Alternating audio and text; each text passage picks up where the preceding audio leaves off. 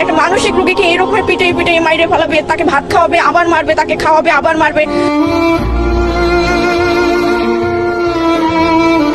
উস্কো খুস্কো চুল, গলায় ঝুলছে তাবিজ, উদম শরীরে, সামনে ভাতের থালা, হাত ধুয়ে কয়েক মুঠো মুখেও নিলেন 35 পেরোনো তোফাজ্জল হোসেন। ঢাকা বিশ্ববিদ্যালয়ের ফজলুল হক মুসলিম হলের ক্যান্টিনে গত বুধবার রাত 9টার দিকে এই যুবককে ঘিরে চলছিল শিক্ষার্থীদের হাসি ঠাট্টা মশকরা। ছাত্রদের কেউ তার কাছে জানতে চায় খাবার কেমন। ভয়ার্ত তোফাজ্জলের উত্তর, খুব ভালো। কেউ বলছিল সেলফি ল, সেলফি ল। একজন জানতে চান আর কিছু লাগবো? মাথা নেড়ে না বলছিলেন তোফাজ্জল। কে জানতো ওটা তার শেষ খাবার।